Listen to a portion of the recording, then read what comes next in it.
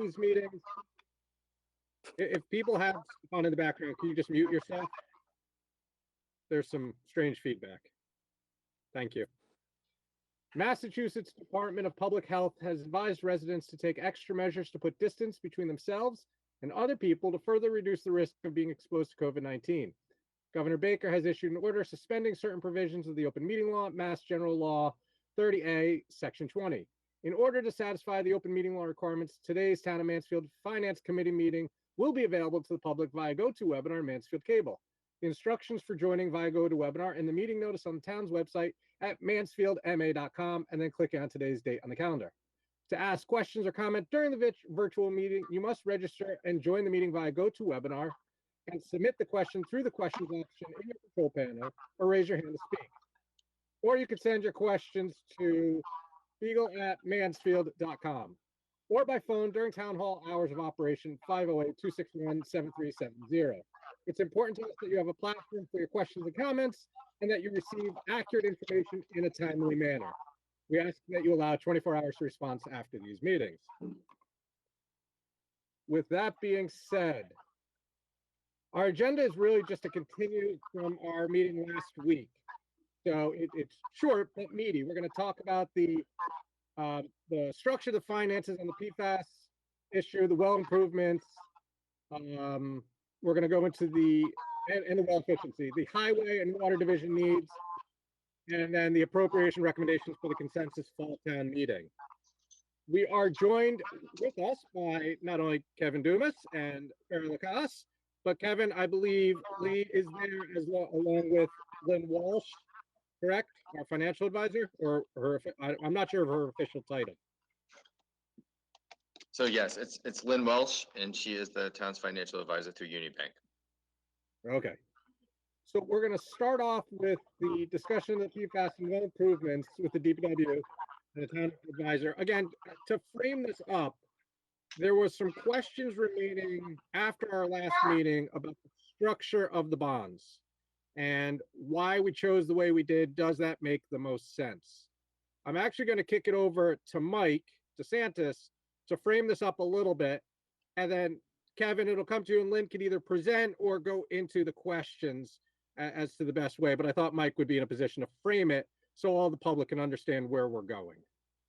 Mike? Mike? Yep, sure. Thank you, Brian. Let me see if I can frame this best I could. Best of my recollection, when we last talked, my notes, roughly about $8 million was going to remove the PFAS, and another remaining was to upgrade the remaining wells in various wells for more capacity. But really, and that was all explained very well, by the way, and by all parties. Really, the concern, the questions that we are looking at really revolve around how best to finance this project. And I think Kevin or Barry actually brought up the methodology in doing it, which was going out borrowing some short-term borrowing through 2026, and then going into a long-term borrowing. I'm not even sure what rate or what term, some point thereafter. So it would be interest only for a portion. I don't know if that whole portion is the whole $14 million of interest only, and then taking it down for the remaining part. And I think that was really primarily motivated by the fact that we have a $400,000 drop-off debt coming up in 4 years, and that could be used to pay bonds. However, we're in an environment, and that's where money is practically free at this point. And I don't know where the environment or the finance is going to be as it relates to interest rates 4 years from now.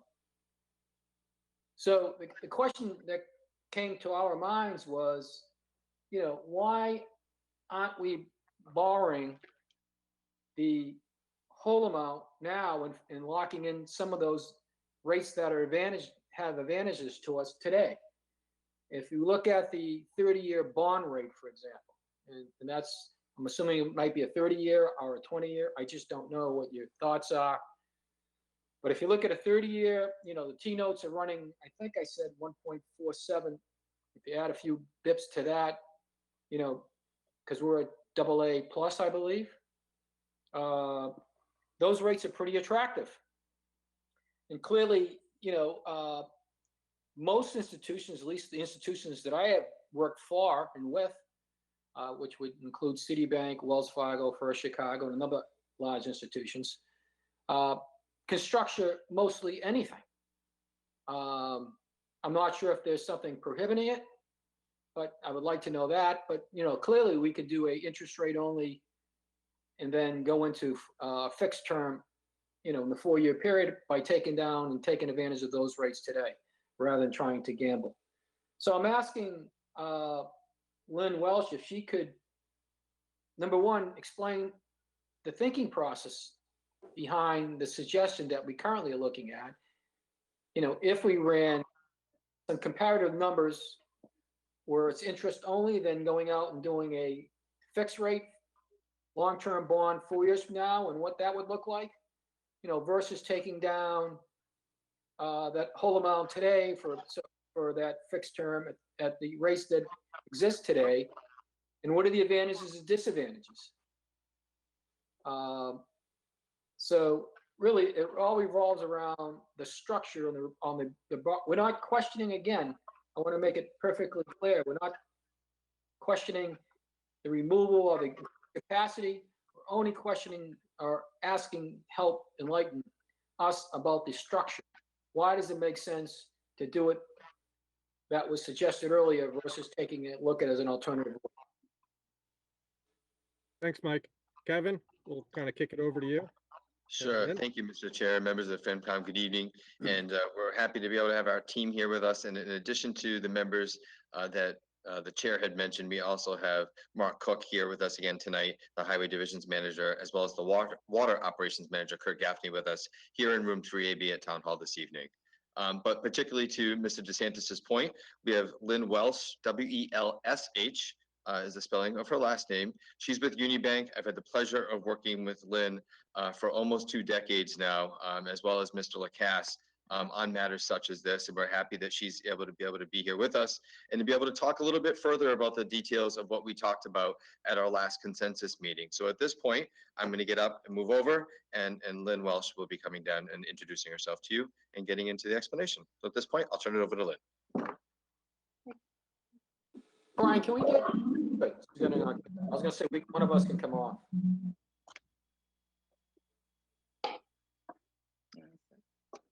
Well, good evening, members of the Finance Committee. My name is Lynn Welsh. As Kevin said, I'm from Unibank Fiscal Advisory Services. I am a senior advisor, vice president of the firm. I have been working in municipal bonds since 1986. Work mostly with cities and towns and special districts in Massachusetts, a few in Connecticut, Maine, and in New Hampshire. So I've been working with Mansfield, just so you know, since 2008, when they were a A1 negative outlook by the town, by Moody's, and here we are today.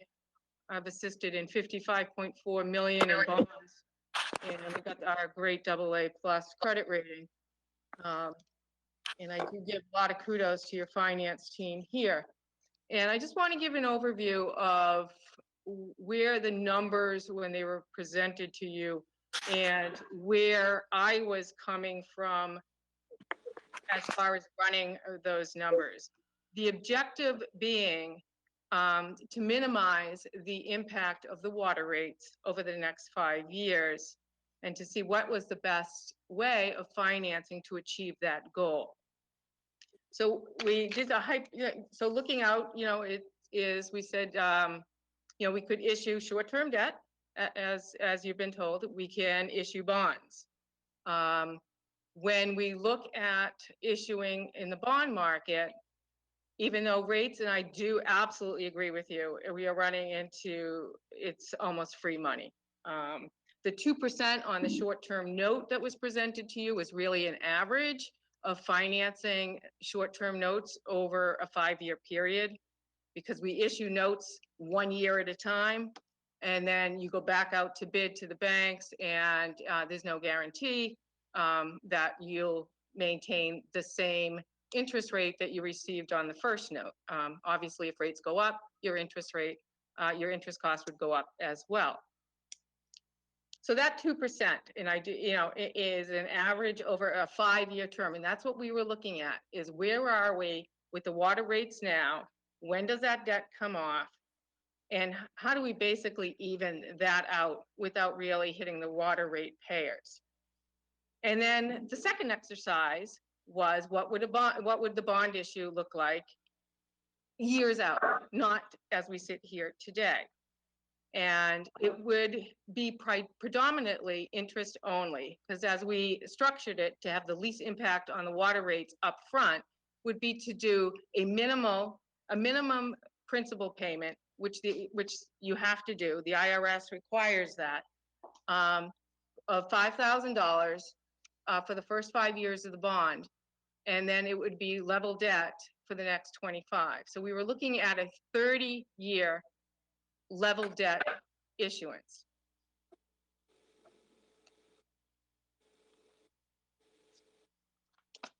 So when we compared those notes, for particularly over the next 5 years, and again, just the objective being to minimize the water rate impact, the short-term interest only obviously had the best results as far as an impact was concerned. And I agree with you. The market now, right now, if you went out, it is, the yields are incredibly low. But again, when we did the analysis, what you would pay, and we look at fiscal 22, what you would pay as far as the interest expense, it would be much less on a ban and are obviously more expensive on the bond side. And that meets the objective that we were presented with, is to minimize that tax rate impact. So in Massachusetts, we do have to do, and I'm sure this is actually an IRS, not just Massachusetts, but they do require a minimum principal payment. So we couldn't just issue and do interest-free unless we had special legislation to do that. If you've ever worked in a DIF district, that kind of structure allows you to do that. In this case, what we're working with a general obligation bond, it does not. So that is where we're at now as far as looking at numbers. If I were to run it today, if we were out in the market today, just for a 1-year note, and not averaging anything, you'd be anywhere between 0.2 and 0.58% on a short-term note. And as you mentioned, sir, that is, pretty much free money. And the yields are incredibly low on the bond side on a 30-year bond as well. But the impact when you run it over the next 5 years, the short-term interest on a ban is more palatable to the rate structure than it would be on a bond. So that's what I'm saying. Whatever I just ran the numbers to what the town's objective. Can we ask questions? Is there a number? Yeah, we're gonna do this in an organized way. So Okay. So we understand that the town manager and came to you and said, this is the objective. Minimize the impact in the first 5 years, figure out the best way to get there. Kevin, just before we go into questions, is there anything you want to add to the presentation or comment? Otherwise, I'm just going to open it up for questions from FinCom. But I didn't know if you had anything more to contribute just on that piece. I do, thank you. I'm going to show my screen at the moment so we can be able to go through, because I think that this really goes to the point of what Lynn was just talking about. And that has to do with the fact of what is the impact that if you were to do something today on a full 30-year level debt bond is option 3. That would have an impact on the rate alone of 10.22%. Versus what we are suggesting as option 1, which is what Lynn was talking about. If this were run and this were based upon this would be a 0.87%, in almost 1% is what we were talking about from our last meeting of almost 1%. That would be the impact on the rate of doing what we're suggesting at this point in time with the real estimated numbers that we plugged in and then we went through and saw the impact on the overall budget. So that's what we'd be looking under option one, which is the proposal from the town and what Lynn has helped us with. Option two is what Lynn was talking about, is that if in the first 5 years, it was only made at a $5,000 principal payment, it would leave the remaining 25 years at principal and interest payments. If that was the choice that was made by the town, that would have a 3.71 or rounding up to 4% impact on the rate. Or if it was a straight 30-year bond that went out on the market today, we would be looking at an impact of 10.22% interest, 10.22% impact on the rate, alone to cover the cost of the debt. Now, as I stated in our last presentation that we had with you folks at our last almost 4-hour meeting, we had talked about the rates are already going up 5% a year through the next at least 5 years, is what we had talked about and what has been advised to the select board. So on top of what we talked about at our last meeting, why we're looking at option one is because it's the least impact on the rate over this period of time, which is approximately 1%, on top of the estimated 5% increase already. So therefore, if it was a straight 30-year bond, the water rate on top of its regular projected increase would be 15.22%. And that's not something that it could bear. So Mike, particularly on your question of what you were just talking about, that would be the net impact. It would be on top of the already 5%, would be an additional 10.22% for a total of an increased rate in fiscal 22 for 15.22%. Kevin, what's behind those bond numbers though? I mean, option three, you got level bond. What is the term and what's the rate on option three? And same in option two. Go ahead. So I can turn that back over to Lynn for the specifics on that, and to specifically talk about the estimates that were used and what it means for bonds and coupons, and she can be able to get into that explanation on the bond versus, for example, Mike, what you see and what you referenced at a 1.47%. So I'll let Lynn explain that. Yeah, and I guess the other questions that I can directly answer at this time. The other question, what happens in year 4 or year 5? Is it year 5 or 4? So, what does it look like at year 5? And then I thought what Lynn said that these notes would be renewed every year. It's not a 5-year note. Yeah, is what she's suggesting. I'm gonna turn that back over to Lynn for the explanation of what she was talking about under option one, which is the ban, and then under option two and under option three, and she'll be the best person to answer that. I want to make sure she's using her proper terminology and not my my lingo on that particularly. Oh, hold on, Walt. Wait 1 sec. Walt, did you have a question specifically for what Kevin just said? Is it 337? Is that the yearly interest rate cost? So what this is on the screen under options 1, 2, and 3. This is what I will call fiscal 22 year impact. So if you choose option 1, this is the amount that would impact our budget for fiscal 2022, as well as for option 2 and as well as for option 3. So Mike, I think you, 2 things you're missing, Mike. I think one is this is a cash flow thing, right? You don't want to bump it up to 10.2 versus 0.87. I think the real question is, we're going to float about $1.5 million or $1.6 million in interest costs that are going to be paid during the time frame. Is that worth keeping the rates low? Or, you know what I mean? So it's a capital. I mean, you're picking apart the bond structure and the bond rating. I don't think that's the question. I think the question is, do we want it to be a cash flow issue? Or do you want to spend $1.5 million for it? Want the rates to go up 10.2% plus 5% on top of that? Yeah, no, I get it, but yeah, but I think this is going to fall off in year 4, though, right? So why do we have $400,000 of debt is being falled off in year 4? No, they're refinancing. They're doing another bond. So depending on what option 1, 2, or 3 is, when you roll into right, Kevin? In other words. So for example, what we ended up doing under option 1 was in order to prepare if option 1 is what the town chooses to do. So if it were the decision for me, Barry, the financial advisor, and the treasurer collector, and we chose to do option 1, there are 2 things that end up happening if we recall from our presentation to you.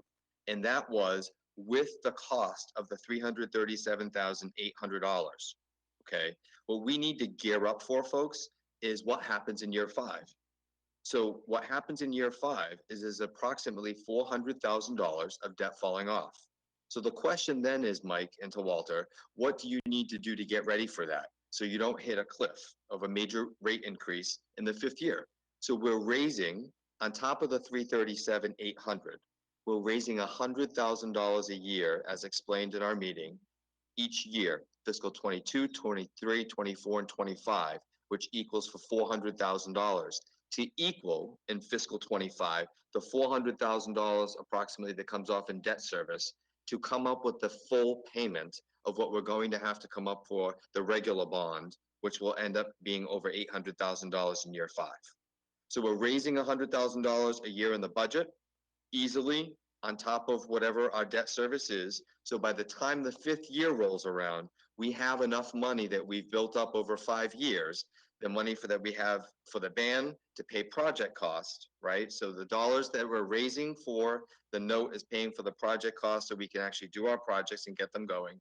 It has the interest only at that point on the band. And then we can also be able to be in the position building $100,000 worth of capacity each year. So by fiscal 25, we have $400,000 in the budget that transfers with the $400,000 coming off of debt service to equal a new bond amount that will be over $800,000 in fiscal 25. That's what happens, and that's how we build the capacity to come up with the necessary rest of the 25-year bond payment. So we put the money in to pay the interest only, and then we're building $100,000 a year with capacity. So in year 5, we have enough between what we've built into the budget each year and the $400,000 coming off of debt service. We have enough money to pay our bond amount without hitting the rate for a massive increase. And so doing that, what is on the screen now, to build the $337,800 is and the $100,000 payment is 1% on the rate. And so that's how we feel we can do that responsibly, of a 1% additional increase on the rate in order to temporarily fund for the 5 years before it goes long term, with the least minimal increase on the rate. And then, of course, option 2 changes that, gets a little bit higher. And of course, option 3, which I don't think anybody would suggest at this point in time, would be an additional 10.22% on the rate. So, but to explain the yields of what was talked about, Mike, it's not a yield issue. It's a Hold on a sec, Walt. Well, I just want to go back to Kevin. Kevin, you were going to put Lynn back. I just want to let her finish, and then we can go back. So it's a little less disjointed for us. Because I know she had some stuff you wanted to fill in. So I did, but I wanted to make sure that we talked about that, particularly to be able to understand how we would then create the financial capacity. We build $100,000 a year, which is the 400. We build that up, and then there's 400 dropping off from one line item that will go into another. That will then create the $800,000 plus payment that would be needed to support the last 25 years of the debt. So at this point, one other question before Lynn gets, because maybe you have this really handy. The total additional cost to the town by going with option 1 versus option 2 and 3 because of the risk and the interest rates rising, and obviously if you're not paying level debt, it costs more over length. Do you know the additional cost to the town by each method? so there's not a large difference between options 1 and 2. However, the increase on the rate to come up with the additional money is. So that's the only difference, is that you would have a larger rate increase, particularly if you went with option 2, which is why we're going with option 1. Of course, there is a difference if you went for a full 30 now versus just doing the 5-year with the $5,000 payment and then interest only, or just straight interest only. You're only taking off $5,000 off of a principal for 4 years. So you're not really seeing a long-term impact difference between option 1 and 2, but what you do see the difference is the impact on the overall rate. Does Lynn, and maybe this is in her presentation, does she have those numbers? So when you say it's not a big impact, does she happen to know the difference in total cost to the town? I don't know if she has that exactly with her tonight, but I can tell you What is the question? that if there's the long-term, see, because it's not long-term, that's the issue. Quite frankly, there's $5,000 over 4 years that is coming off. And there's not a large difference on the interest bearing. So it's just the fact that you're spreading that out. It's just a 5-year difference of some principal payments, and your interest is a little different. It's negligible, but there is an impact on the rate because you have to come up with more money versus the short-term band in option one. And I'm gonna, Why don't we go back to that as well, Go back to but the there is a minutes. large difference. I'm sorry, Brian? I just said, why don't we go back to Lynn to finish up, and then I'll kick it back to others for questions. That would be great. Thank you. Thank you. Just ask Mike to restate his question. Mike, can you just restate your question for me, please? What I'd like to know, except those option one, what was the interest rate impact and that goes out annually, right? Every year you're gonna go out and try to. Okay, And then option two, what's the interest rate on the 5-year note that you're looking at? And option three, what was the interest rate you used there as well? I mean, I assume that these debt service costs are annualized, and that's what it's gonna cost us for debt in year one, right? 337,800? yeah, that was on, and again, I go back and say the 2% cost that we had used was an average over the 5-year ban issuance. Realizing that today, as we sit here, if we went out and issued a note today, it would be significantly less than 2%. Okay, so I would calculate if we went out with the short-term note, and I'm using a 0.58 basis points for a year, we'd be looking at a low interest rate on a 1-year note of 82,300. But in our assumption, going out 5 years, because what you have to do to finance on the short term, it's a 1-year basis. That's how it is statutorily. You go out, you issue, say, the 14 million in year one. It matures, if we issued it now in November, it would mature in November of 2021. At that point in time, we would have to renew the note again. So it would basically go back to the banks again for another 1-year note. And the process goes like that for 5 years. Understandably, that rates, you know, I'm not sure what your thought process is, but I think that eventually rates are going to go up. And over this 5-year period, at least the short term. I don't know how, you know, the Fed will stay, you know, pretty tight low for maybe 2 years, but we don't know. I mean, we don't know a lot of stuff, and this 2020 certainly emphasizes that. So that's what you have to do as far as the bond process. It has to be renewed. It goes back out to be rebid every year. I'm gonna open this, No, I was gonna just say, so the let me jump in. 337, that's just for the first year, correct? Pardon me?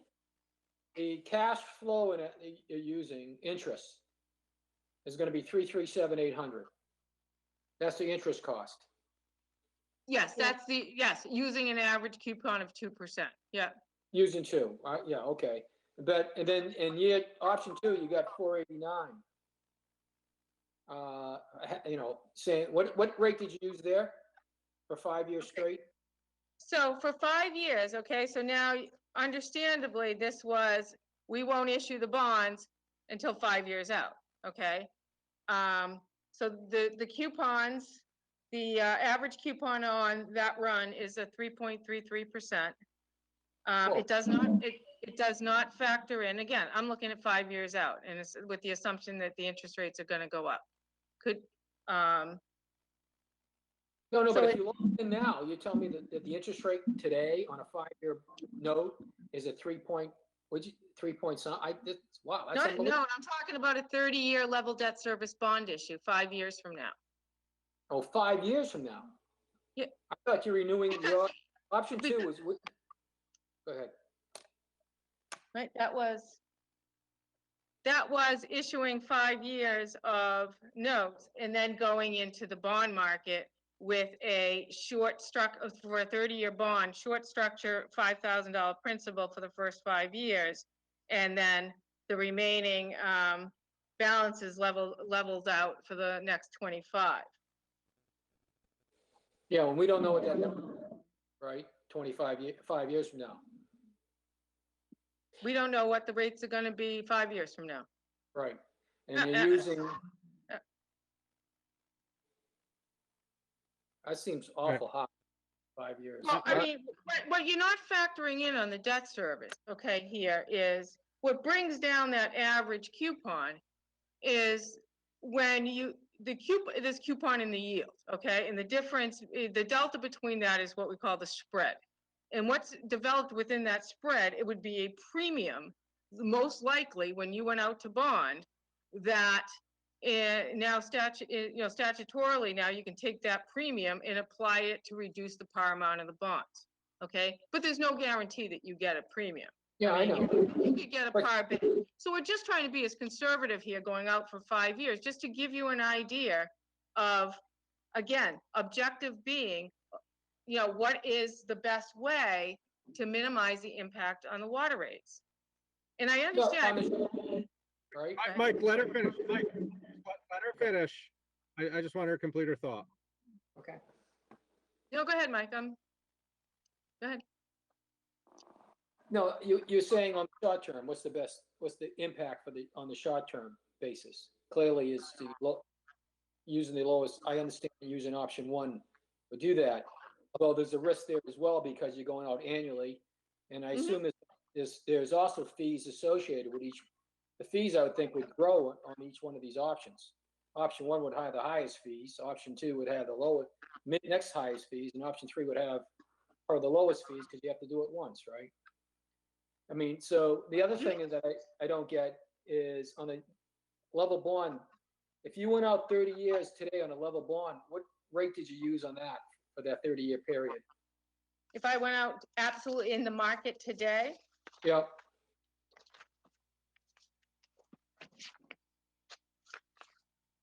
my average coupon is about 2.5. Wow. Well, again, that would be lower if we factored in the spread and applied a premium. I Right. do want to give, Mike, I do want to give others a chance, so. Okay, let's- I'll keep quiet at this point. Kathy, I'm going to kick it over to you for the next round. Thanks, Brian. Thank you, Lynn. That was really helpful. And Kevin, I really appreciate all the context.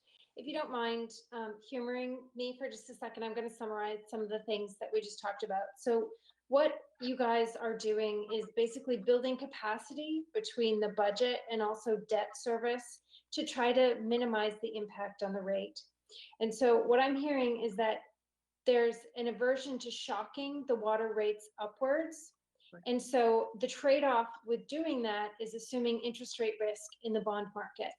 And so as the Finance Committee, we have a fiduciary duty to make sure that our constituents understand what that trade-off is and what that means to their tax and to their water rates, et cetera. So if we're taking this trade-off of smoothing out rates effectively versus shocking them upwards, we need to be very clear about the interest rate risk that we're assuming in doing that process. The other thing that I feel like we need to do a better job of communicating is that although we're smoothing out the rates on the front end, what would effectively happen if we shocked the rates upwards with a 10 or 15% jump is that, please correct me if I'm wrong, but those rates would eventually come down as the debt service came down. And I don't feel like we've been really clear on that. Is that correct? Not on level debt, it would be constant.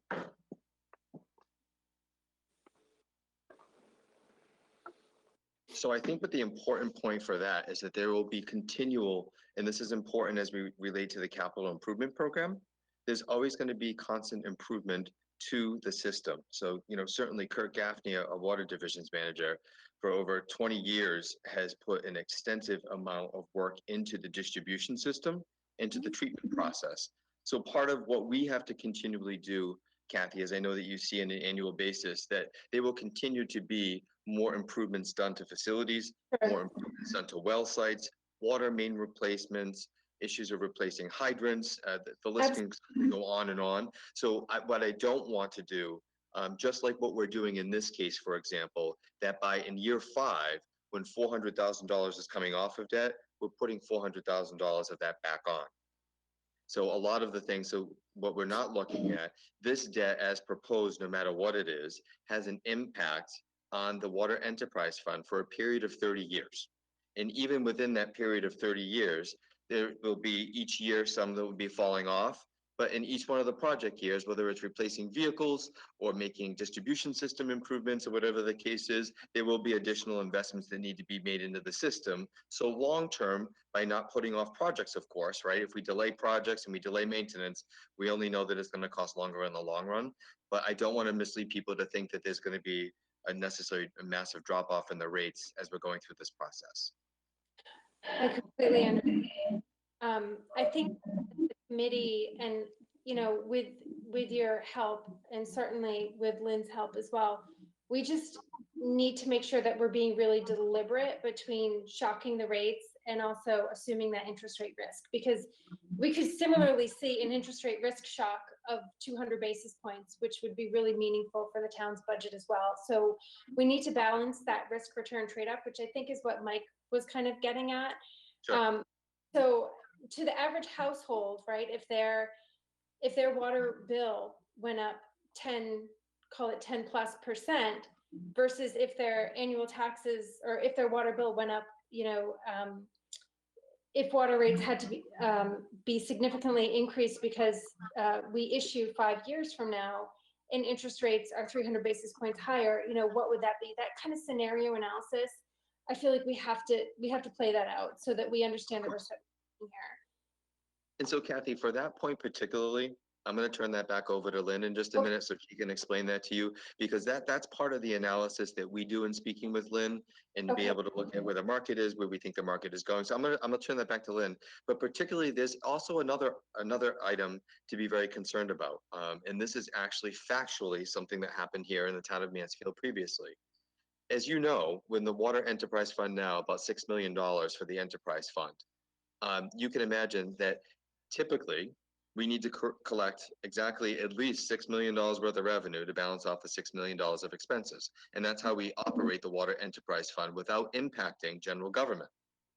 And if you shocked the rate significantly, we know we're always going up, we're already going up 5%. If you added another 10% to it with a 15% rate increase, a large part of our revenue, which comes in, has to do with summer usage, right? So we talked about the impact of what happens in our summer usage rate of approximately going up from 3.5 to 4 million gallons a day versus typically anywhere between 1.7 and 2 million gallons a day. Our summer usage is very important. The last time there was a major drought and there was an impact of a water ban, what ended up happening is that there were over 1,000 wells that ended up getting placed in individual people's properties. And by doing that, they came off of the use of the water rate. And so for their well water, it was not being charged at all because now it's coming free from the ground. It does two things. One, it causes severe revenue reduction, which means then you have to raise the rate even higher to make your revenue number work to support the Water Enterprise Fund. I want to make sure we hear that. And number two, to make matters worse, if you add another 1,000 wells into the town for people to water their lawn, what are we doing? We're sucking more water, drinking water out of the aquifer on top of it, and now it's free. So let's restate that for a moment, Kevin, because that's important, right? So we are trying to balance three factors then. We're trying to balance interest rate shocks, the risk of that versus the risk of smoothing the water rates versus having this volatility in the water rates versus the risk of losing revenue because people see that shock and they take their business basically to private water sources. So these three factors are what we need to consider in tandem when, we collectively agree on what the approach should be. And I'm glad you added that context because I didn't have that prior to now. It could be my ignorance, whatever, but that is very helpful. But I will say that I think the interest rate risk is also very meaningful. So maybe it will, we need to talk about it. I'd love to hear that's why it's perfect, Kathy, and that's a really good point as well. So I'm going to turn it back over to Lynn Welsh, and Lynn will come in and talk about that. Okay? Thanks. So Kathy, the one thing is we're talking about, and I, kind of neglected to even mention, because we had all these different approaches and options that we were playing to, is option 4 is you issue notes, and of course you always have the ability to turn those notes into permanent financing at any time.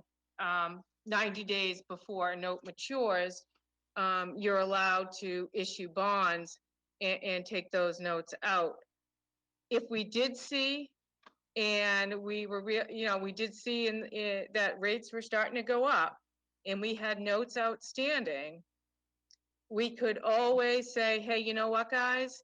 It's now become weighing, rates are going up. We're still in a note. We're in only our second year of notes, but you know what? Maybe we have to bite the bullet and do it now. As opposed to ideally we were looking at the 5-year, okay? And again, you're right, interest rate risk. How do we hedge that? We're in short-term financing until, or when, or if rates start to go up. I call Kevin and Barry and say, you know what, guys? I don't think we're going to make your 5-year note short-term plan. I think we're best to go in the market now. And that's, so so it's a fluid, very fluid program. And having those short-term notes outstanding up front, particularly in today's low rate environment, kind of gets us, or, kind of gets Kevin and Barry to where they need to be as far as the impact on the water rates. But there is a method that we can say, okay, our 5-year short-term program now has to end because we're going to jump in the bond market. Let me just flip this. Have we thought about what rate increase the users could bear? Right? Maybe it's not 15%, but maybe it's 8%, right? Maybe then what we could do is we could take a third of the $14 million cost and fund that over 30 years, and then take another third 5 years from now, and then another third, or something like that. You want to, as far as what will the rate payers bear? What's the appetite? Because 0.87 is pretty low. I don't think we need to defer all of that interest rate risk. We could assume some of it now, potentially. I think certainly for this point, if this were today, it would be even less than the $337,000 impact. That is what we put out there as an estimate of what it would cost as it spread out over the 5-year interest only, and that also includes a small pay down of another dollar amount. So it actually has a lesser impact overall if these rates stay today by the time we end up going into the market on a 1-year basis. But again, the estimate that was used was over 5, and that was over the conservative amount of 2%. So it would be actually less than this. Now, the thing that I think it's important to remember, it's already going up 5%, and I don't want to derail the conversation tonight of what makes up the 5% already, because that's a whole nother issue. But that takes into account many other items, including the proper reserves that the Water Enterprise Fund has to have. Right now, I'll call it the retained earnings for the water division, that's part of what we'll call their free cash, was only $205,000. And we're trying to create a long-term plan to boost up the retained earnings level to have a healthy reserve, because on a $6 million budget, Kurt only has a $50,000 reserve fund for transfer on a $6 million budget. The only other place to go is his retained earnings, which now is only $205,000. So as part of the rate structure in itself of the built-in 5%, and in light of everything else, we have a diverse community, of course, right? We have people who do extremely well. We have people who are on the margins who are just getting by. And we're trying to balance the needs, which is why it's important when Barry had set out, and also what Lynn stated tonight, what is the goal here? And the goal has to be the less impact possible, because on top of real estate taxes going up annually, there are people who are just getting by. So we're trying to balance the impact out to say, we realize the fact that, we have rising real estate tax bills. We have rising utility costs across the board. We have rising costs for families with whatever they're facing at home, right? And we're trying to smooth this out as much as possible. I think a 5% rate increase at least 5 years in a row, I think is enough, and that whatever else we don't have to do to increase that substantially. And honestly, Kathy, if all of a sudden that grew to 8 or a total of 10, that's a larger impact when, we're worrying about older adults who have to figure out whether or not they're going to be able to afford their medication or what medications to take or whether they're going to the food bank to get food. We do have people who have that issue in Mansfield. So we're trying to balance where we're standing overall with what it takes. So for some people, they can barely get by what they are. We certainly have other residents in Mansfield who don't have to worry about that necessarily. But in the end, we have to be able to make sure that we as government are doing the best for all people. So I think that the approach that we're trying to take and be able to try to spread this out, and not only on top of that, folks, but particularly Kathy, we're in the middle of a pandemic. I And we know. have no idea what's coming in fiscal 22 as it relates to particularly people's financial well-being. So, I think the electric rates in town, thank God for Mansfield Electric and what they're able to do and have those subsidized, which is wonderful. But there are many other things that impact our families and individuals here in Mansfield that we're trying to take that all into account. If we don't have to go higher than what we need to, then it's my professional recommendation, as well as Barry's and as well as the rest of the staff here, not raise it unless you absolutely have to. But to add to Lynn's point, if all of a sudden, and that's something that was important that we didn't omit, we omitted to say, and Lynn, thank you for bringing that up, because if we saw the tide starting to turn, we have an option, and that's the wonderful opportunity of what we have when we're dealing with what we call a ban. And so that provides the cash on short term for us to be able to go through and to get the cash we need on a short term basis. Extremely inexpensive to do. We wouldn't be having this conversation if it wasn't so inexpensive to do. There were times when I have worked with Lynn when short-term rates were actually higher than the long-term rates, and this is the complete opposite end of what we're looking at here in this circumstance. But if it did, for example, start to change, we can revisit that conversation, as Lynn mentioned, and say, you know what, let's look at this and let's maybe come up with another structure if we see the tides turning, and then that could have some type of a negative impact. There's a way to mitigate that. And that's the flexibility that you have when you have a short-term note.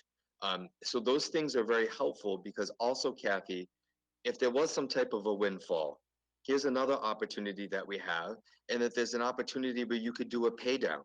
So while we're looking at just the interest-only opportunities, if suddenly there were several $100,000 more that we wanted to pay down, we can do that, and we get to have the flexibility of how much and to when and in what year we want to do it. And that's the flexibility.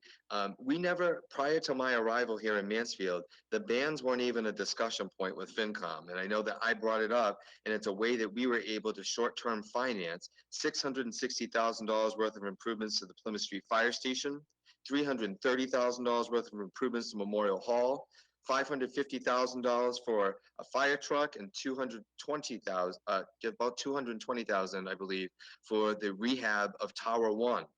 And to be able to do that, and within 36 months, that debt's going to be completely wiped out and gone, versus going long term, which would be typical, right? To do 20 or 25 years, whatever you're allowed by law to bond for the particular project or the good or service that you're purchasing and that you're stretching out long term. So we've done this type of structure. I started that just a couple of years ago when I came, and it really has proven to be a good financial plan. And that if for some reason, good or bad, that we had to be able to manipulate and to say, we're going to change the plan and we're going to pay off a little bit more sooner, or we're going to pay a little bit less, but as long as we're within, because you can actually do a ban up to 10 years. That's not what we're suggesting, but by law, you can go up to 10 years. And so that's something that provides some financial flexibility, and we get to choose whether that's 12 months, 24, 36, 48, 60, or whatever it is, up to 10. So I give you just a little bit more knowledge and hopefully a little bit more insight to the discussion, to the philosophies of what we see coming budgetarily, that we can look at estimates of looking what we're coming up, for example, for fall town meeting. We have two small dollar amounts. We want to do some pay downs for the portions of two of the debt topics that I had just referenced a couple minutes ago. So it provides that type of flexibility. It also provides a wraparound insurance policy, so to say, that if we saw something massively spiking, we could take advantage of something before it started to go higher and have a negative impact. Kevin, that's really helpful. So just to summarize what we just talked about, and then I'll hand it to my colleagues. Sure. We're talking right now about smoothing smoothing water rates so that there's not a huge water shock, which could potentially be a revenue drain on the town when people seek private water sources. And what I'm hearing from you is that while we're assuming interest rate risk, there are mitigants to that interest rate risk in that we can change our plan midway if we see some signals that concern us. Is that fair? That is correct. And just one more thing to add, Yeah. on your analysis when you were going through and just stating that, and if there were a significant jump into private wells, it would then cause a mid-year rate impact even higher. Yeah. Because you have to create and generate the additional revenue. Because in this case, and this is important, Kathy, because I don't believe we've ever talked about this, because we have not been in this position. And I don't know if it's ever happened in Mansfield, but it can. The enterprise funds, I'll make it very simple for those who may be watching or listening, are the children to the parent. So the parent is the town of Mansfield. The children are the enterprise funds, sewer, parking, airport, and water. And if the children don't create the revenue to sustain their budgets and they go into a retained earnings deficit, the parent has to pay. Yeah, and banking source of strength. So the town is the source of strength to the enterprise funds. Yep, gotcha. And so that means that general fund tax dollars would have to go to support the children. And that's not why enterprise funds are created. Enterprise funds are to be able to go and create and generate the revenue that's necessary to support the general expenses and capital outlay that's associated with them. So I hope that we haven't been in that, and I think that the good financial stewards here in town and the rates that we set to make sure that we have the positive outcomes that we haven't had to face that. But that would be another negative impact that could possibly happen, even if you raise the rate even higher than you needed to because people jumped off of the municipal water system. What would then end up happening, you'd have to raise the rate even higher in hopes that you would end the year in the positive. Thank you, Kevin. Thank you, Lynn. I appreciate it. Walt, I'm gonna go to you, and then after Walt, I'll go to Sarah. Well, I think Kevin's answered most of the question. The only question I have is, Kevin, to with Kathy's concerns, can municipalities buy an interest rate hedge? No, we cannot. Okay. Because that's how in the private sector you cover the risk. Yeah, so that's not something that's available to us, Walter. Okay. You can't do it. Walt, are you good? I'm good. Sarah, did you have questions? I just more of a comment. I appreciate all the work that's gone into this, and I appreciate the analysis on the different sides. I think what would help us see the analysis on the long-term full year costs of this project versus the short-term benefit on the rates. I think we all agree on your objectives, but I think it would help us understand and help weigh all the options if we could say, okay, this option is potentially going to cost us an extra $200,000 over the life of the project, but we feel that that is worth it. I think that type of insight into the analysis that you guys are clearly doing, I think would help us move these decisions along a little quicker in the future. With that, I'm done. Okay, Jack. Just to re-echo what Sarah said, I think what's on the screen now is next year FY22's impact, but seeing it for like the next 5 years or even the whole 30 years, I know interest rates could go probably up, but it'd be nice to see FY22 through FY52, whatever it is. And the other stupid question is, what does BAN stand for? I like the flexibility and all the explanations Kevin and Lynn have given, but what does BAN stand for? It stands for Bond Anticipation Note. So Right. it's the fact that you will be you're doing this in anticipation of an actual bond. Thank you. You're welcome. That's it. Oh, sorry. Scott? Uh, Is Scott? oh, hold on. Yes, I'm sharing back in. I There you go. I like the analysis and appreciate the commentary.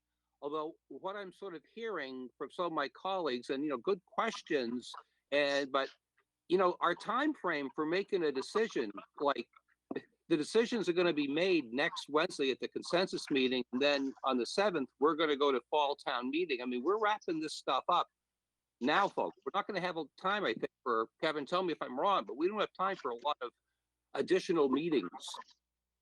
No, that's correct.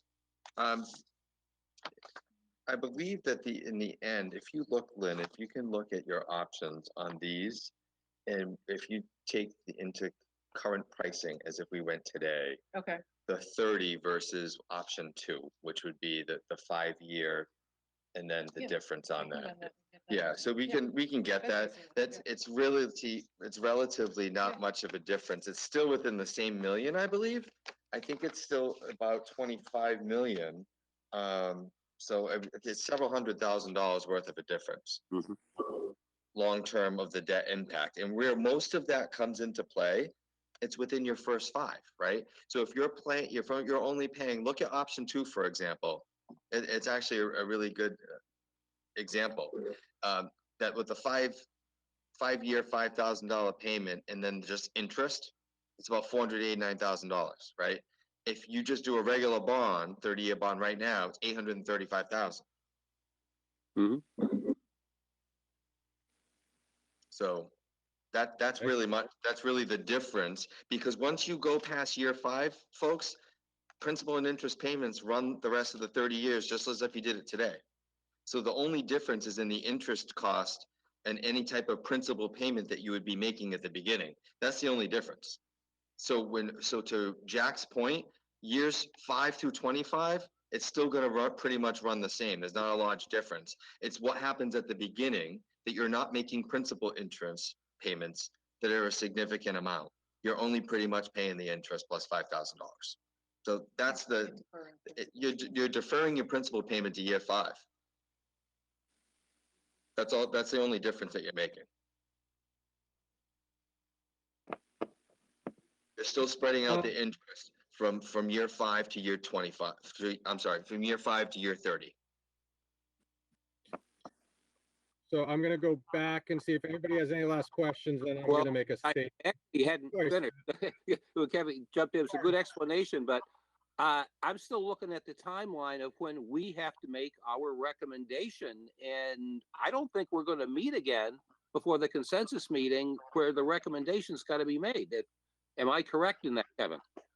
No, that's correct. And it's certainly at any point. I mean, is there going to be a vote of support in the affirmative or not? Because as it's vested by law, the actual decision ends up getting made by the town treasurer and the administration. But we're trying to build consensus here, right? And we're trying to be able to be here at the table to say, we want to tell you everything that goes into this.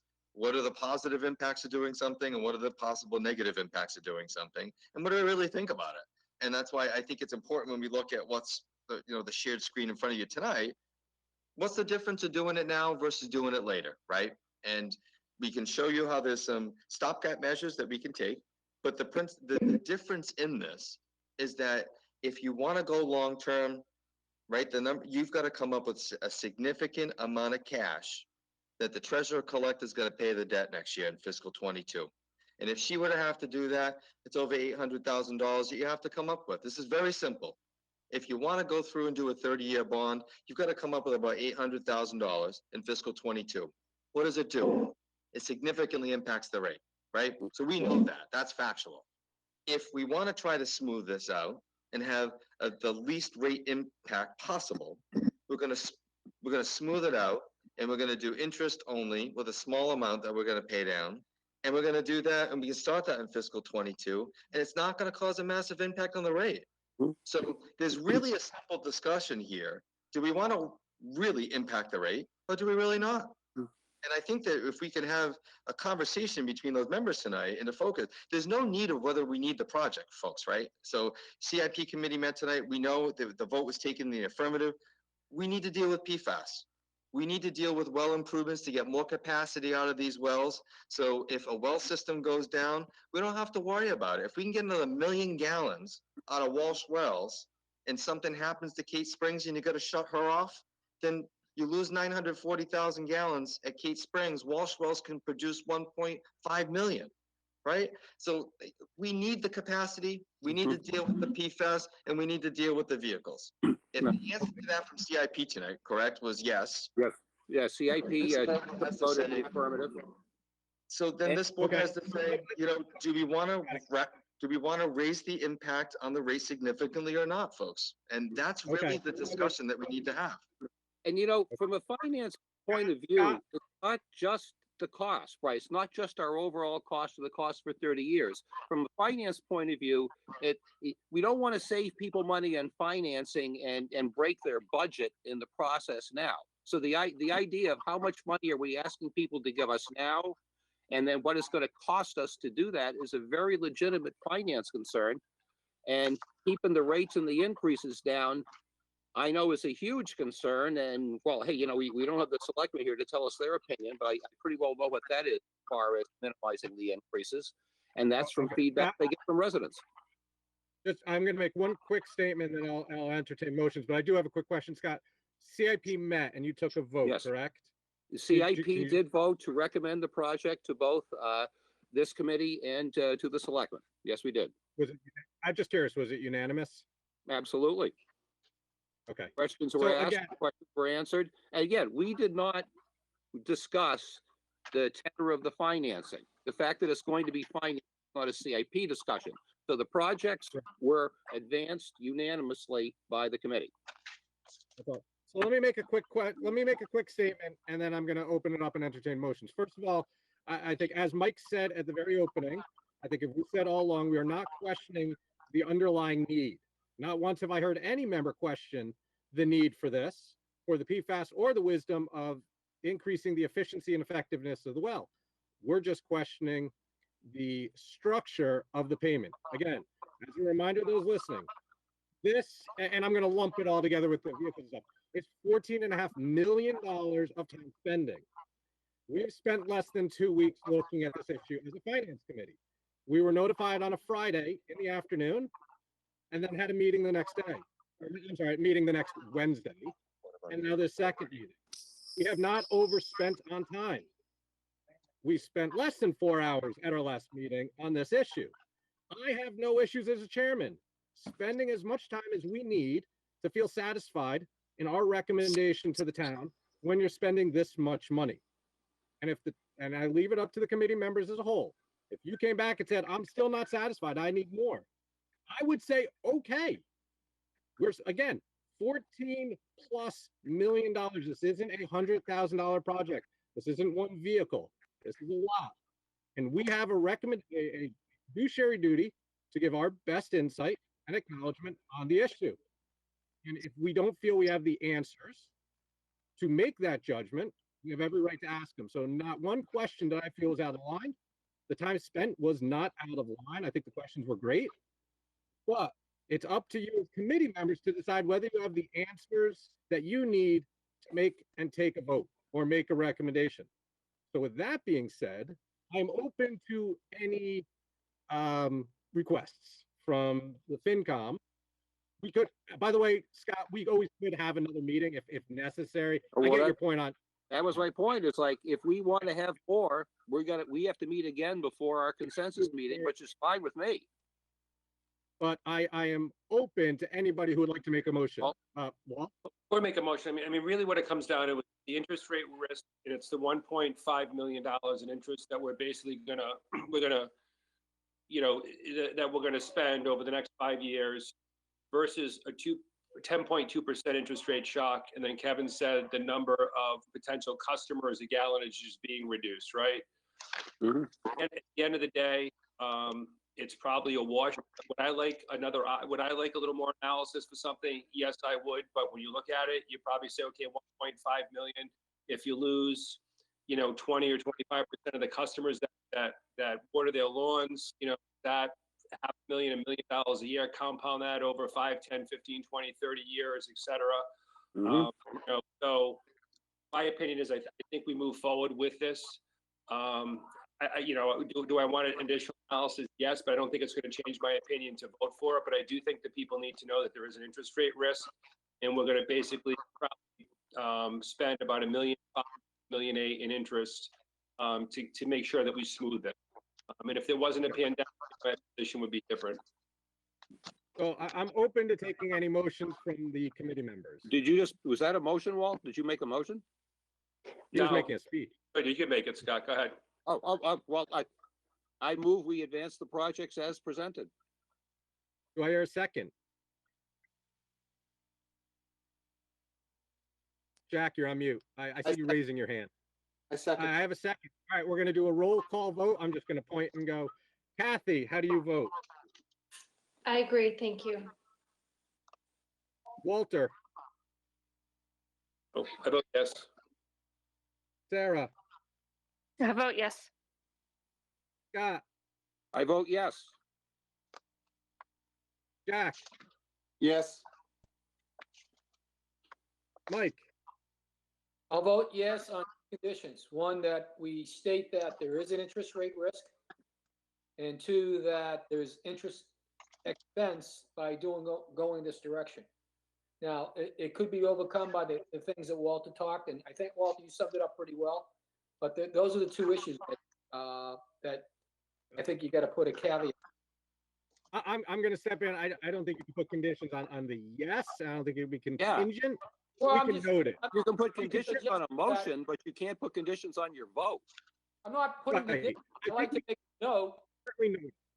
you know, that I like to have a note that these two items exist. That's all.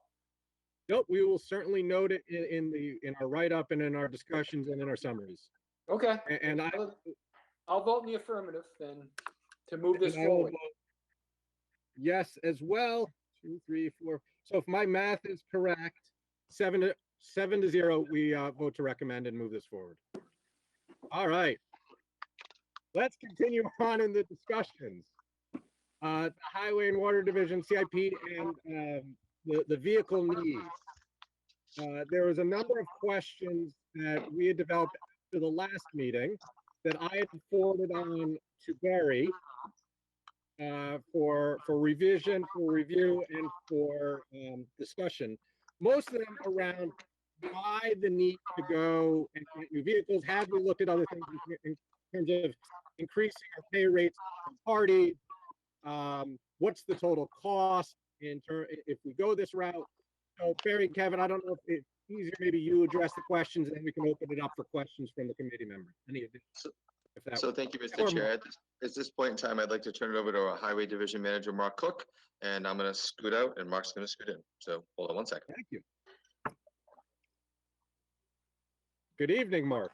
Good evening. Hey, Mark. You had a lot of questions. That's us, you know them. Easy. So one of the first ones was looking at the rates for contractors. Yes. We did look at that. We did make adjustments. We are on the higher side of things. We've done that the last several years, adjusted rates, and we haven't been able to get the contractors we need. That's why we were looking at vehicles to help that. I would prefer not to do vehicles and get the contractors, but that's unfortunately what is the number one concern of ours, is to get the roads plowed. Right. So when we look at the vehicles, I think one of the questions you had was the cost of maintenance.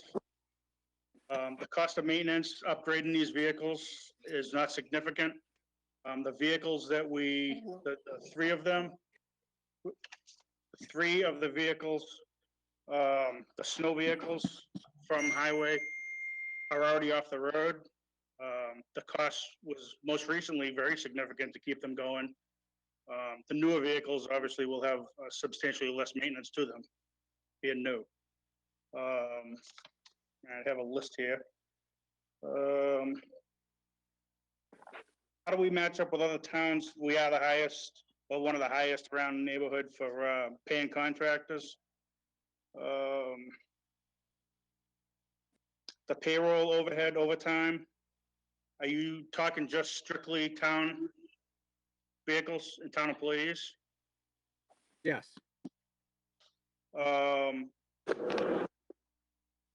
That number is a kind of a moving target because we have more employees, which is why these vehicles, if you look at the descriptions we had, allow us to add, bring in employees from other areas. But some of the employees we have from other departments are a lot higher rate. So it's kind of a moving target. As is, the duration of snowstorms could be significantly different from storm to storm. Once we get this wrapped up, I could give you, because this is something I usually do on our sheet internally anyway, is what the hourly operational cost is for plowing. And that's something I can do, and I will do, once we know what we have for complement of contractors. We can get all that together.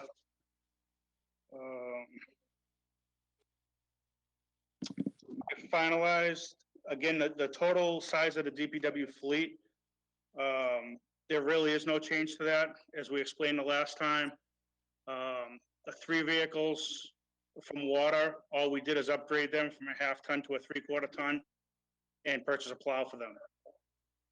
3 of the smaller vehicles that we were putting through between highway and I believe the sewer enterprise, those are replacement vehicles that have recently come off our roster, so there's no increase. The only, again, increase, as we stated last time, was the 10-wheeler, and that's really just replacing a vehicle that has come off our roster, I would say about 10 years ago.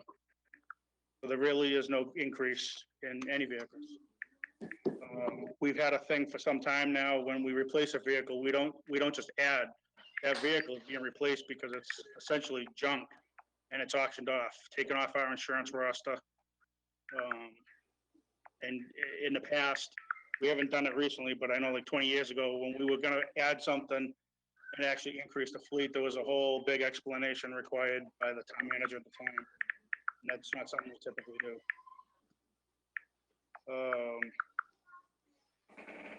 The last one. We expect the lifespan of these vehicles and the maintenance to definitely be lower because we have the new facility. We've already noticed just being able to maintain them inside, being able to wash the vehicles, have them dried off.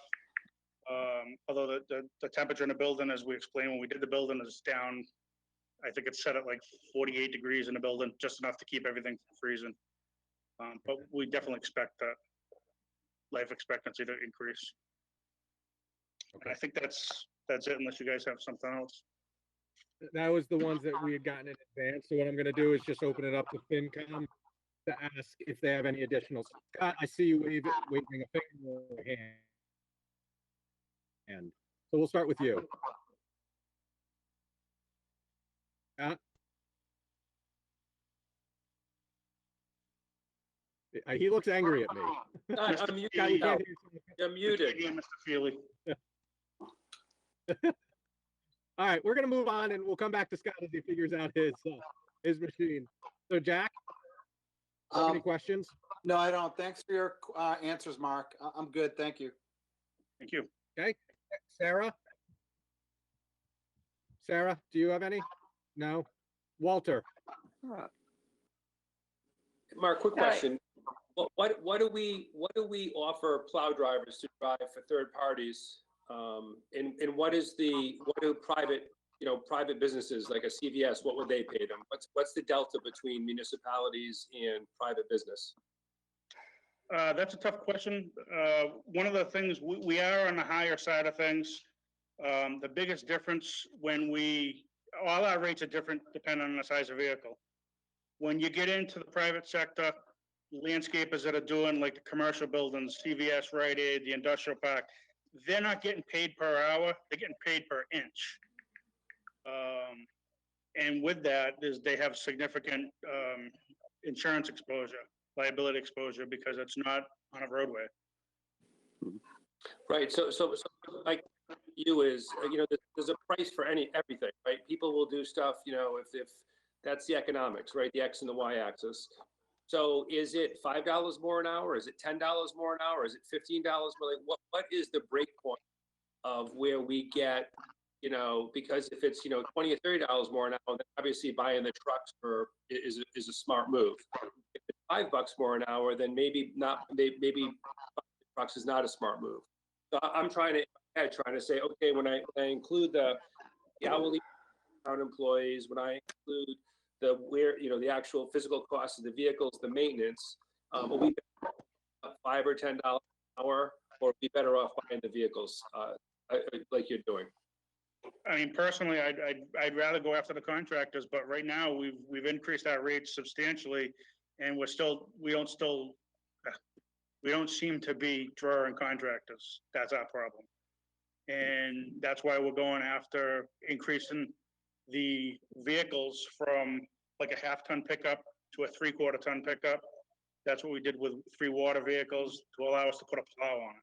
So we're not adding vehicles, we're just increasing the capacity of that vehicle to take a plow.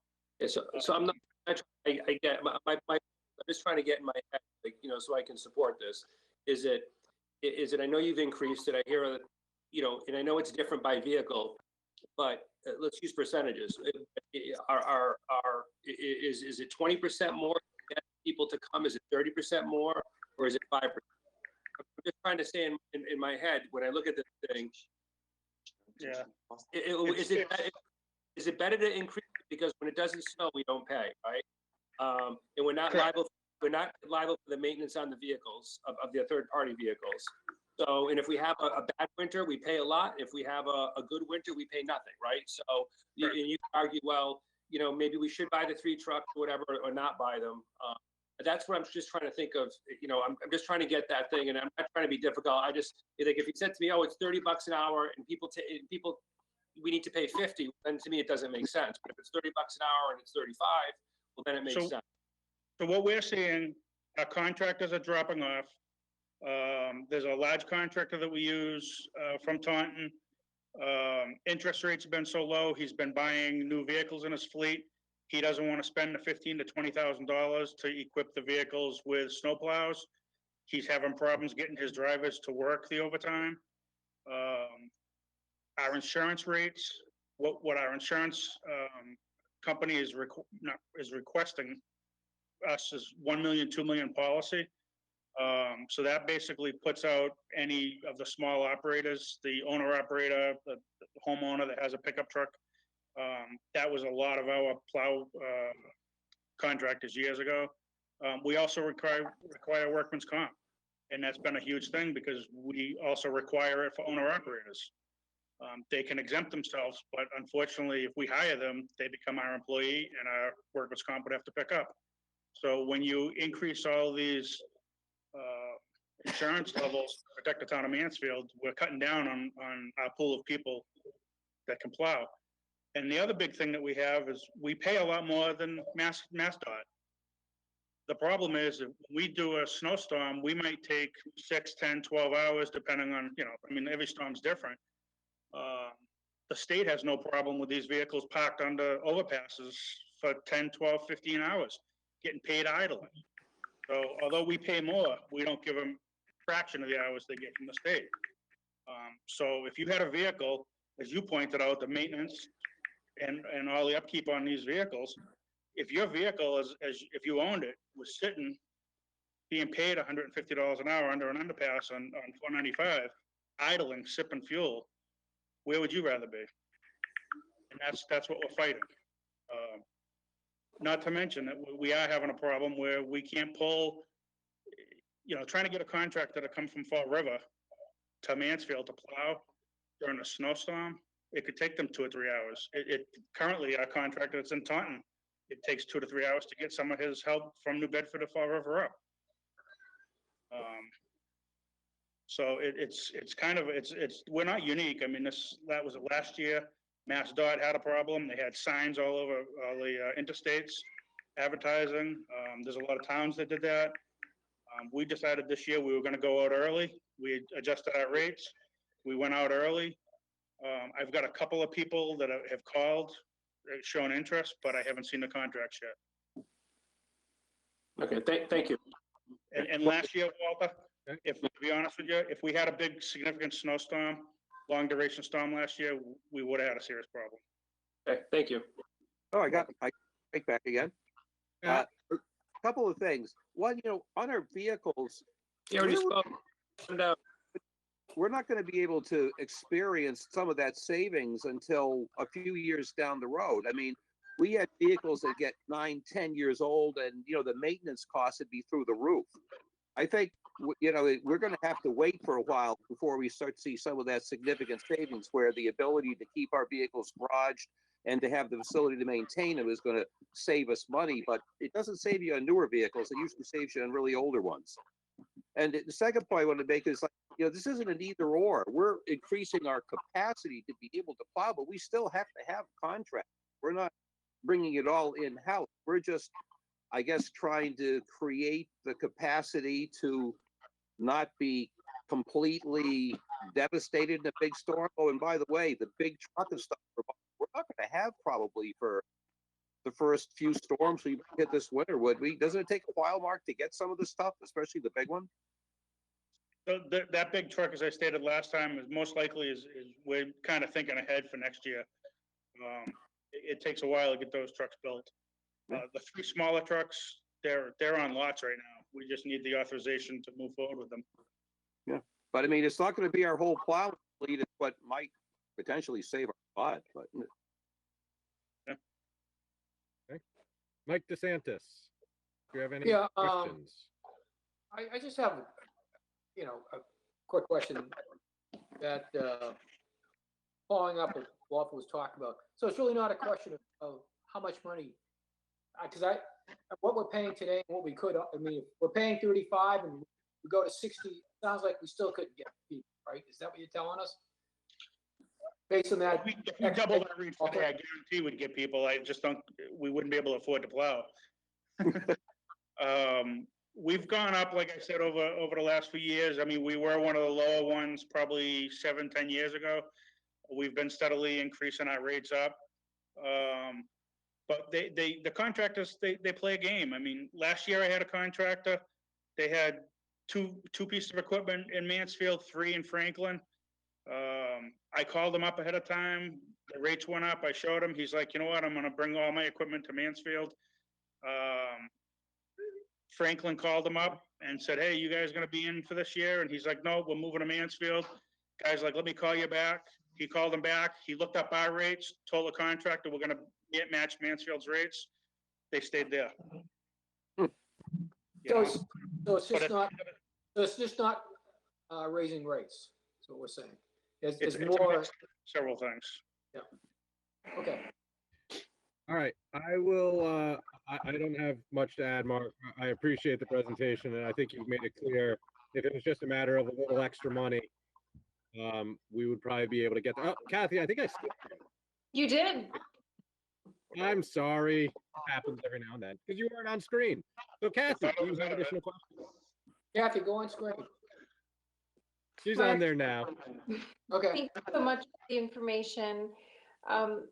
My knee-jerk reaction to everything you've shared is one mixed with frustration and the simultaneous conflicting thought that there must be a solution in there somewhere. Like there are more unemployed people now. If there was a way to kind of like smooth out the workers' comp issue ahead of time and have almost a draft or something like equivalent. But I'm not smarter than you on this, and I'm not going to pretend that I am. And I understand that working with contractors, there is a very real bid ask in the market as they negotiate their salary. I guess my only statement here would just be to, if you do think outside of the box and start coming up with solutions to this, please share them. I don't have a solution right now, but I do feel like boots on the ground, local community folks are looking for jobs. Like if there's a way we can bring jobs to the people local to our community, I would, I support that. I just don't know. And we did last year, we did this year, we got together with the town manager and some other people here, and I meet monthly with the Southeastern Regional Services Group. We do cooperative procurements. every one of the, I think it's 22 towns now are experiencing the same problem. We've always kicked around things together. And at the end of the day, it seems like one town goes up, the next one goes up, and So no we one's can't, really solving the problem. my point, right? So you get into these price wars. It's very common with like cereals. It's very common with airlines. And what you do is there can be a race to the bottom, just like there can be a race to the top. And there has to be some sort of,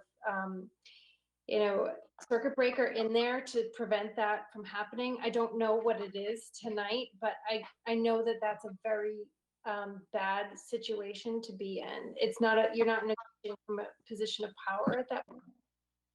Yeah, and I know there's been a couple of communities looking at buying additional equipment just to put outside drivers in because their Yeah. fleets, they increasing the size of the fleet and not the workforce.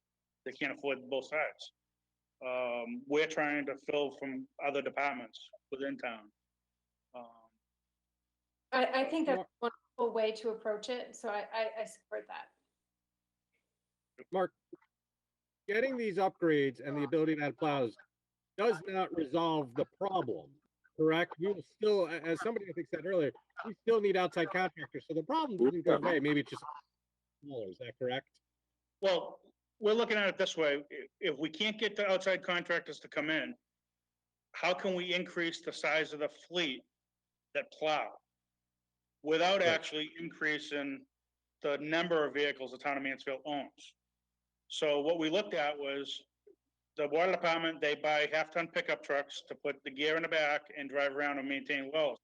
If we take the half-ton pickups and increase it to a three-quarter-ton pickup truck, which is substantially built, substantially different, I should say, and put a plow on it, that truck, that's 3 trucks now that we just increased the plow fleet, not the town's fleet of what we're insuring or purchasing and maintaining. It's just 3 more plow vehicles. 2 questions related. Does that also increase their take off the plows to the new vehicles, to the upgraded vehicles? Does it allow the other departments to do more with whatever those vehicles do, or is it strictly just gives them the ability to plow? Do they get a benefit out of this directly too? They probably would. Yeah, not probably not an everyday thing, but I mean, sometimes they move stuff around where a three-quarter-ton pickup would be more appropriate because they do borrow trucks from us here and there for moving equipment, towing trailers or there is whatnot. some- The half-ton's a little small. But the original question, and I think I know the answers, I just want to make sure, we still have an issue. We still need third-party contractors, even having additional size of the plowing fleet. Scott, I think you were going at this. We still need them. So that problem doesn't go away. It's just a little bit smaller because now we have more vehicles of our own that we could potentially use. Correct? Absolutely. By doing this, by buying this equipment, we've basically increased our plow fleet by 4 vehicles, 3 small trucks and a 10-wheeler.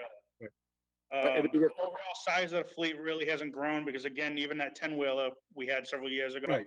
no matter what we do, we'll never, and I would never try to propose this to anyone, we're never gonna have a 50 vehicle plow fleet owned by the town of Mansfield. We can't do it. But Mark, are you really We're telling never us going that completely in-house. by getting the extra plows, you're making your problem just a little bit smaller? That's right. That's what we're going after. I mean, we can't force people to plow. All we're trying to do is to try to take that edge off Right. and be able to handle a snowstorm. Okay. Absent there being any more questions, I'm going to entertain a motion.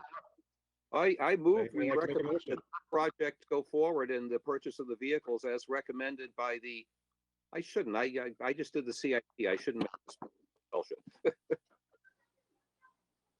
Before we get to that, Scott, I said, okay, Walter makes, Scott can make it. I'll second Scott's motion. Well, okay. all right, I heard Scott make a motion. I heard Walter second it. Any last comments from folks? All right, we're just going to go to a vote. Kathy, In favor? Sarah, Yes. Scott, Yes. Walter, Yes. Jack, Yes. Mike, Yes. and I'm a yes. 7-0. to recommend. All right, last issue of the night. Thank you for your You time. like to talk. Thank you, Mark. Thanks, Mark. Let me just get to it. Last issue of the night is recommendations on additional appropriations to be made at fall town meeting. And I'm going to give some high level numbers, and then Kevin can correct me when I get a couple of them wrong. But I think he was looking for recommendations on all of these. So there was an additional roughly 1.95 million in state aid that would go into FinCom reserves. There was about 1.4 million in free cash to be used for the Plymouth Street Fire Station, tower truck improvements, assessor's reserve, compensated absences, parking enterprise fund expense transfer. So these are all partial pay downs or payments. And then about 80,000 to FinCom reserves. There was the sewer and water enterprise fund. I think it was about 1.6 million, and parking enterprise fund of about a little over $100,000. Kevin, did I get my numbers relatively close? I believe we're having terrible feedback. So for everyone who's not speaking, can you please mute your mics? We're having an issue on cable access right now. So that'd be great. Thank you guys very much. So Muted. can you just go, I was trying to be able to go through again, the general amount of free cash is 1.391 million. So yes, Plymouth Street for 125 to pay down a half of the tower truck for 100, $70,000 in regards to the assessor's valuations that he has to do, about 100,000 for compensated absences, and the parking enterprise fund expenses to be able to be covered, needed to balance for this year, as we talked about during the point of the budget, for 200. So that would be a balance of the FinCom reserve of $796,895. What would be remaining? So if you add the $796,895 in free cash, and then an additional 1.955046 million in state aid, would be a total of 2.751941 million. Okay. I'm going to open it up to questions if anybody has thoughts on that. We had started to discuss last time, but if people had any additional comments to make. I didn't receive any questions. I did not send anything to Kevin and Barry in advance. I did not hear any questions from everybody, but I do want to open it up in case of comments. So, Jack, did you have anything? Can't hear you, Jack.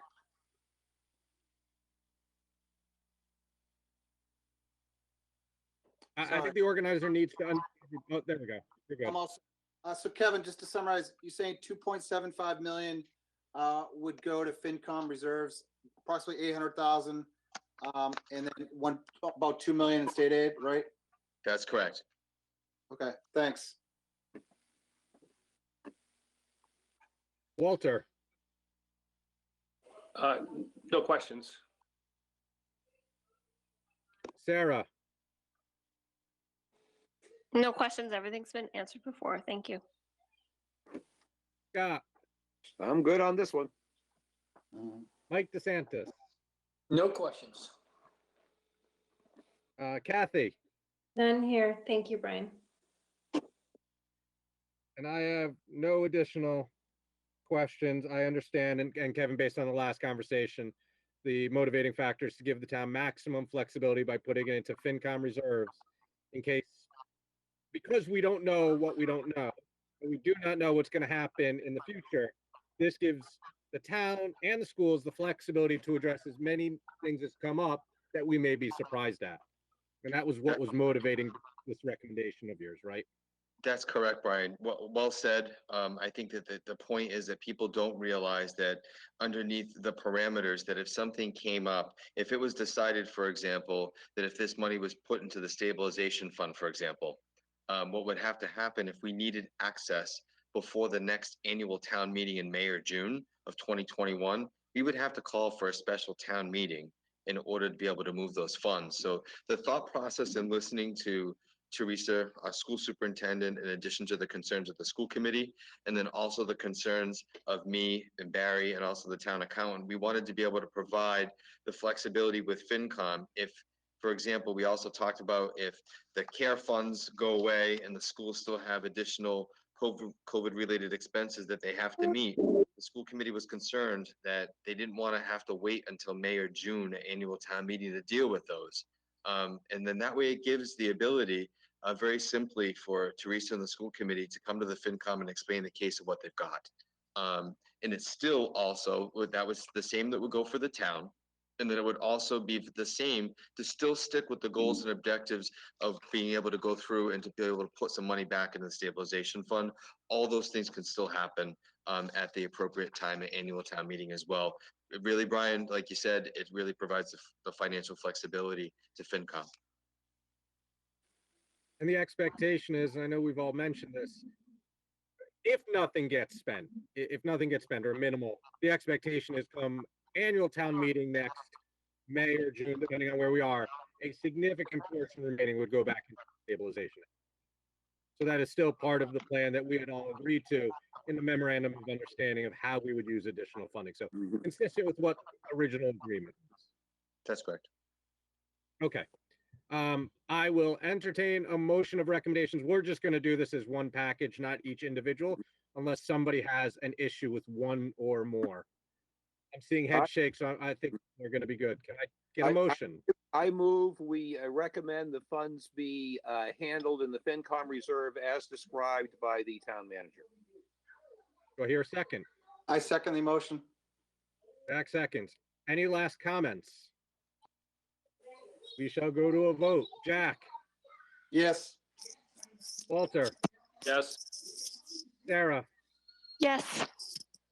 Scott, Yes. Kathy, Yes. Mike, Yes. and I am a yes.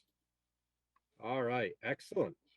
That was the last specific item. I'm now going to read a statement. And actually, let me ask, do we have anybody listening on the phone, Jody? Any participants? We don't have anybody from the public as an attendee, but on the phone, we don't know unless somebody speaks. I will make the statement, then we'll open it up and go from there.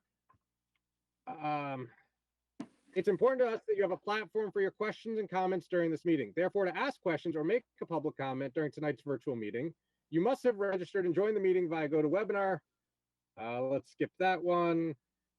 For those who have joined the meeting via telephone who would like to ask a question or make a comment, you're now welcome to unmute your phone. We ask you only have your phone unmuted while asking your question. Please mute when you're no longer live. You can unmute your phone by pushing star six. Please then state your name and address, and when acknowledged by me, you can state your question or comment. When you're done, please mute your phone again by pressing star 6. As with any public meeting, we ask that you be respectful of board members and other residents who make their comments and patiently and quietly wait your turn. Thank you. So if anybody would like, please push star 6 and ask your question. Seeing none, we're going to do a little bit of administrative housework and then we'll go for last comments. I know we have a joint meeting next Thursday, that's the 15th. I had recommended 6 o'clock to begin. It's our first session to, Kevin, to finalize anything for town meeting in November and then start the budget conversation. So thought it better to start a little bit earlier, but recognizing some people have conflicts. So that is our next scheduled meeting. And then we will have, after that, November 19th and then December 17th. Of course, as necessary, we may sub in some meetings depending on how the budget and other processes are going. Does anybody have an issue with those? Brian, if you Okay. could just hold on for a moment. Nancy Kevin. just ran into the office just to be able to check availability of timing for Thursday. Okay. Yep. So do you mind just holding a minute on that? She's just grabbing a book right now. Yeah, not a problem. Okay. Appreciate that. Keeping in mind, yeah, no problem. So for the meeting next week, I think everybody now knows what we're going to generally discuss. If you have things that you need in advance or would like to see, Barry and Kevin are working very hard to get all the information out and ready. But where we can, we like to give them a heads up about our thoughts and things we might want to see or discuss. Please just let me know as usual. And we get those to them in advance. But I know, Kevin, in talking to you and Barry, you may have some materials you get out in advance of the meeting itself. Correct? Yes. Okay. Yeah, I do have the book in front of me, thanks to Nancy. So we were looking at the consensus meeting for 5:30 on that night, and we normally have you reserved for your spot at 7:30 for FinCom. If we're going to do the consensus meeting, we just wanted to start it a little later because of existing conflicts for some of the members. So I had suggested to Nancy if we could start at 6, that might be a little bit easier for some of us. And then you would just take our meeting time. FinCom at 6, and then what time would you be stopping for us to do the consensus meeting with all the other parties? I thought we would play host. So if we start FinCom at 6 o'clock, everybody would participate. I don't think FinCom needs its own meeting that night. Oh, I'm sorry, I misunderstood. So you're talking about just starting our consensus meeting at 6 p.m. Absolutely. I mean, FinCom will be the host, but so you don't have to worry about 7:30 and us needing it, but let's just have the consensus start at 6. That would be fine. I have no issue with that, so. Okay. And I don't think, absent anybody raising something, I don't think we needed to meet as FinCom now that we've voted out the proposal. So we'll just go from there. We'll make a notation on it. That's not an issue. Perfect. All right. So I will open up to comments from the members. Any last comments? Jack, you're up first.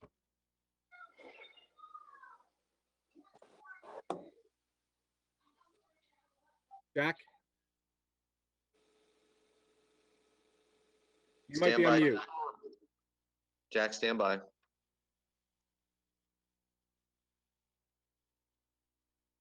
You should be Sorry. good to unmute now, I was Jack. muted. No more comments, sorry. Thank you. Scott? All right, excellent. Sarah? No comments. Thank you, everybody. Kathy? Kathy? Okay, can you hear me now? No Yes. comments, just say a big thank you to Kevin, Lynn, and Mark tonight for their time. Walter? No comments. Mike DeSantis? No comments here either. Okay, I will sum it up by again thanking Barry and Kevin and Mark and Lynn for all the information. I think it was time well spent. I think the town benefits from the explanations you gave, so we get the underlying reasoning and the robust discussion we have. And was excited to see the depth of questioning. I know that others look to us to come up with these and ask questions they may not even be thinking. So thank you all for your time. I will take a motion to adjourn. I move we adjourn. Scott, do I have a second? Second, I saw Walter raise his hand a second. I'll take a roll call vote. Jack, Yes. that's a yes. Scott, Yes. Walter, Yes. Beth, yes. Sarah, Yes. Mike. Yes. And I am a yes. Thank you, everyone. Have a good rest of your evening. Thank you. Good night. Thank you.